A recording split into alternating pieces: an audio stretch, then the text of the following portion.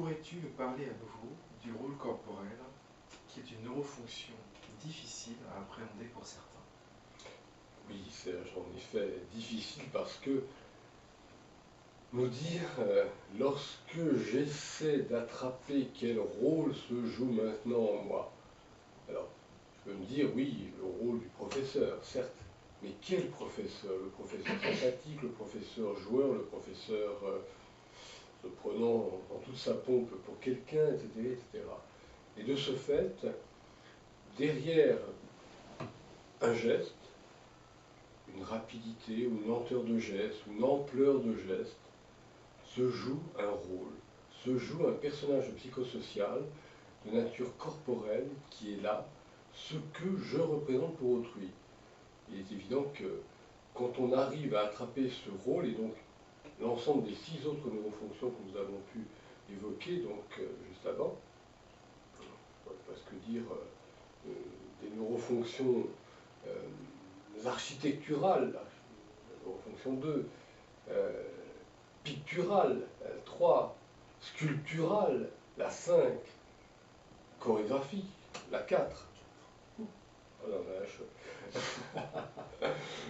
Eh bien, nous pouvons à ce moment-là avoir une conscience de nous qui soit globale, dirais-je, d'une certaine manière, conscience de ce que nous représentons pour l'autre. Donc, le rôle corporel, c'est cet ensemble de neurofonctions à travers mon corps.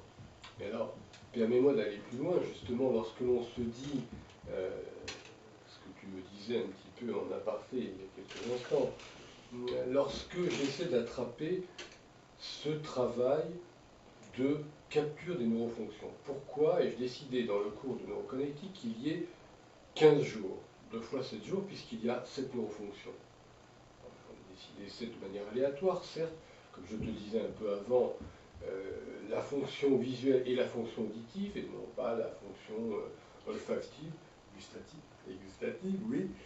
Bon, donc le rhinencéphale ancien, le téléencéphale aujourd'hui est oublié, mais n'est pas si oublié que cela. C'est-à-dire que, d'une certaine manière, ce choix, il est du fait que, il m'est venu, je l'ai institué dans ce travail pédagogique, du fait que nous savons, de par la théorie de l'apprentissage, que nous apprenons d'abord par la volonté, c'est donc un geste, je dirais, intellectuel, je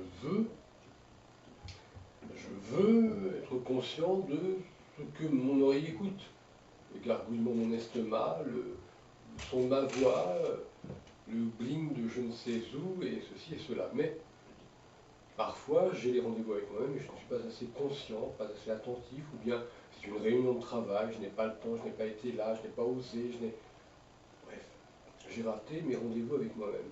Donc une deuxième semaine me permet de réussir, et là, ce n'est plus le générateur de diversité frontale, frontopolaire, dirais-je même, qui s'active, c'est le coordinateur de choix frontopariétal, les travaux de Müller-Gersner que j'avais rencontré en 2000 là-dessus, sur le précuneus, justement, c'est-à-dire une autre région du cerveau qui va attraper l'ensemble, ce qu'on pouvait appeler autrefois l'esprit.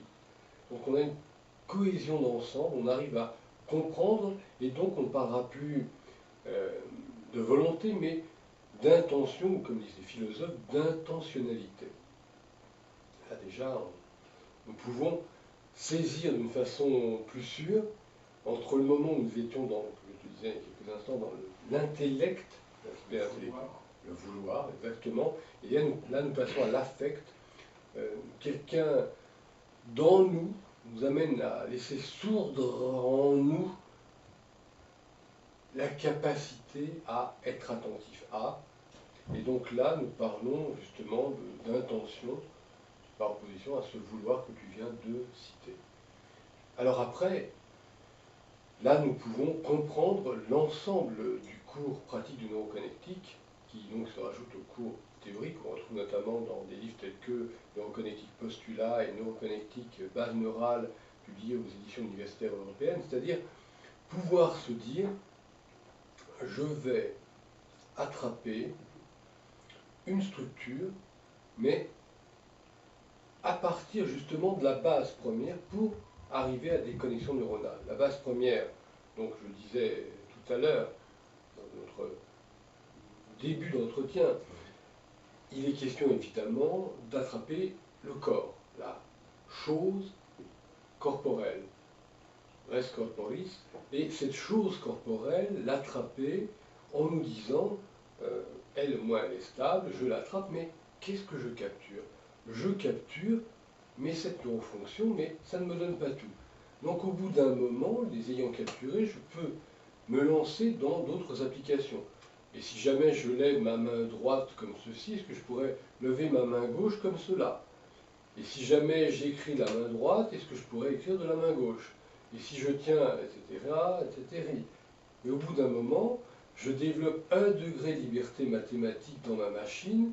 Au lieu d'être esclave de la machine, c'est moi qui commence à devenir le maître dans la machine, le pilote dans l'avion, à la place du pilotage automatique. Et, à partir d'ici, je peux me dire, essayons des inhabitudes, symétriques ou asymétriques. Et puis ensuite, eh bien, je peux en venir à travailler des neurofonctions de type intellectuel et mieux encore conceptuel. Quand je les tiens, pareillement, même processus, donc de pouvoir accélérer, ralentir la machine dans son fonctionnement, pouvoir mémoriser ce qui a lieu dans la machine après l'avoir auto-observé et le répéter. Et pareillement encore, donc je te disais juste avant, nous disais-je à ceux qui nous écoutent aussi juste avant, pouvoir s'octroyer le droit d'avoir une machine qui puisse fonctionner bizarrement. On modifie un programme ou un sous-programme dans notre processus neuronal, ou bien on en crée un, au demeurant, soyons nietzschéens, ou bien on en détruit un qui est gênant, parce qu'évidemment, si je suis comme ça, devant des gens sérieux, autant détruire le programme et être comme ceci, qui tout de suite passe mieux. Il vaut mieux. Alors, après, quand j'ai ces bases, devrais-je te dire, eh bien, je peux oser des premières connexions. Une connexion entre la neurofonction 3 et la neurofonction 5, par exemple. Oui. Et me dire, voilà, je sais que je vois quelqu'un, comment je le vois, et en même temps, eh bien, j'ai une posture qui s'est installée, eh bien, comment est-elle cette posture? Et est-ce que je peux garder les deux? Alors là, de nouveau, un grand problème. La machine manque d'énergie, et elle choisit. Soit elle est attentive à la posture, soit elle est attentive à la vision. Et si je m'efforce d'être attentif aux deux, et à maintenir, ne serait-ce que 400 millièmes de seconde, cette attention, et bien là, comme si je créais un mot nouveau, je suis capable de générer un jeu. Donc il y a des synapses de stade 2, comme je l'avais décrit, c'est-à-dire qu'il y a un jeu qui apparaît, qui émerge, où je suis conscient, mais c'est plus mon jeu, le jeu de la psychologie ordinaire, le jeu mécanique. Ce n'est plus moi